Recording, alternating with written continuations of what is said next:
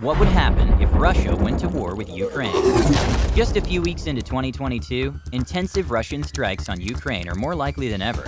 Western countries are refusing to give in to Kremlin aspirations for a sphere of dominance in Central and Eastern Europe.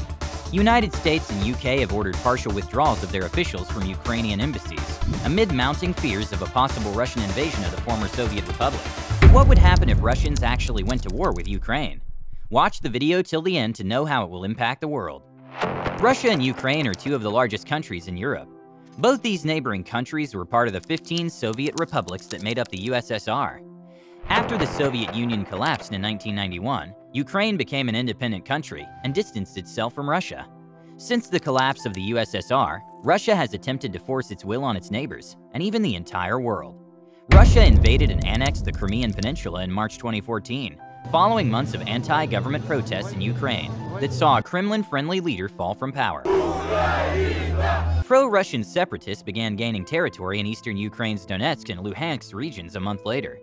As a result of this conflict, there have been over 14,000 deaths along with millions of people displaced from their homes due to this ongoing fight. Should Russia invade Ukraine, there could be a large number of refugees, as well as deaths and destruction within the country. In the lieu of the growing tensions, Alliance is attempting to establish a diplomatic solution to this serious problem. The US and NATO have made it simple that they wish to talk to Russia. President Biden recently held a virtual meeting with Russian President Vladimir Putin, which will be followed by more discussions with NATO countries. However, Russia's demands and so-called red lines are complicating negotiations for all parties concerned. Russia demands guarantees that Ukraine will never be admitted to NATO, and that no permanent NATO personnel or infrastructure would be stationed in Ukraine. Russia wants Ukraine to stop military exercises near Russia's border. In view of this, the alliance has stated that Ukraine has the right to make its own decisions as a sovereign nation, and that it will not provide Russia a veto over Ukraine's future. No one can deny the fact that Russia has one of the world's most powerful militaries, with the country spending a total amount of $61.7 billion spent on the military in 2021, which accounts to 11.4% of total government spending. In contrast, Ukraine only spent $5.9 billion on its military during the same time, accounting for only 8.8% of overall government spending.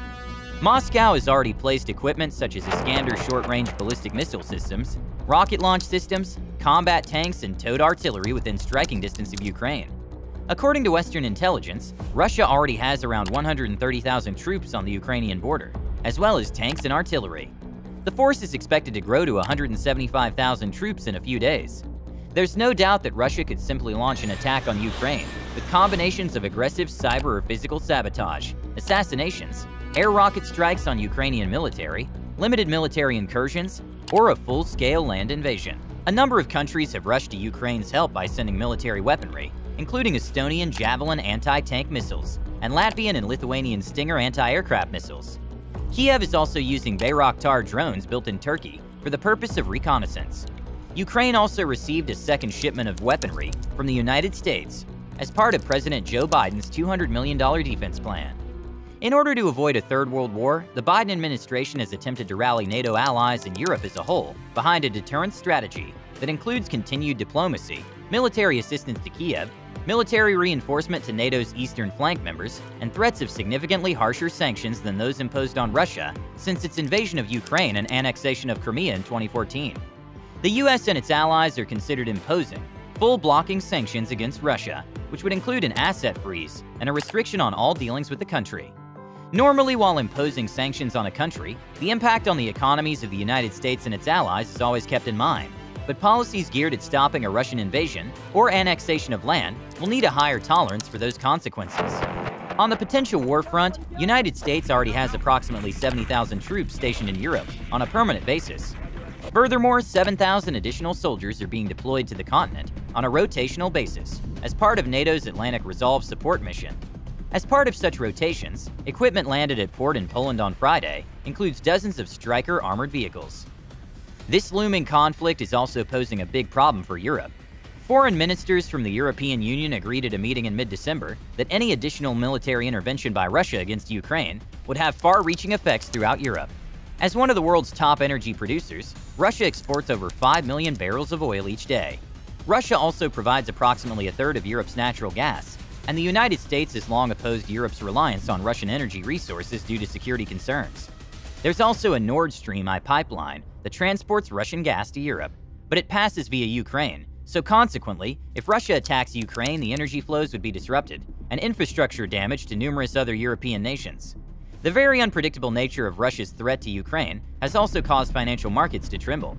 However, if Russia deploys troops across the border, it might trigger a big risk-off reaction, driving stocks lower and commodity prices even higher. At the moment, the European Commission has nothing but a list of possible sanctions. However, because their economies are intertwined, imposing harsh sanctions on Russia may have ramifications for surrounding countries. Countries that are more strongly linked to the Russian economy, such as Germany, Austria, and Hungary, would not agree to vote against placing sanctions on Russia. If the vote passes, EU ambassadors will be required to implement sanctions within 48 hours of a Russian invasion. These would have to be coordinated with the United States and the United Kingdom, both of which have outlined vague punitive measures. It's unclear if the proposed sanctions include proposals to cut Russia off from the global electronic payment system SWIFT or to shut down the Russian-German gas pipeline Nord Stream 2. However, if diplomacy fails to break the current deadlock, Western powers are concerned that Russia could invade Ukraine at any time. Russia will be able to advance in one of three ways depending on the Kremlin's intentions. Russian soldiers can march from the north towards Kiev, and if Belarus agrees to allow the use of its road and rail infrastructure, Russian troops could enter Ukraine through Mazir, Belarus. Russia can also send troops from the Republic of Donetsk to Zaporizhia and Dnipro, allowing it to expand its borders westward and eventually reach Kiev. Finally, if Russia wants to protect Crimea's freshwater supply while blocking Ukraine's access to the sea, it may push from the south to Kherson, while armed forces march to Melitopol to meet with troops along the Sea of Azov's coast. Russia may want to build a land bridge to Crimea, which would entail taking Mariupol's port. Ukrainian officials are particularly concerned about the Crimean Peninsula, which Russia seized from Ukraine in 2014. Russia has sent an additional 10,000 troops to the region in the previous 2 weeks, including infantry and airborne units. The deployments, together with other recent moves to boost forces near two Kremlin-backed separatist enclaves in Ukraine, suggest that Russia could be ready to launch military operations over around 800 miles of Ukraine's eastern and southern borders in the near future. Moreover, analysts are also witnessing what they described as a textbook example of a modern military, finalizing its war preparations by having proper logistical infrastructure, hospitals, and communications units, as well as technological gadgets, to disrupt enemy communications, air power, and extra troops to man previously deployed equipment during the war. The most terrifying aspect of this is that a large-scale invasion would almost probably have to take place before the end of March, as the frozen ground makes terrain more navigable for large-scale cross-country travel in the winter. By spring, those routes will be muddy, boggy, and more difficult to maneuver. This March deadline has put pressure on international leaders to find a diplomatic solution to the problem, and there will definitely be more high-level discussions in the coming weeks. That is it from today's video. We hope you enjoyed the content of the video. If you did, show some love and hit that like button. And don't forget to subscribe to our channel so that you never miss out on any of the amazing video content we have in store for you.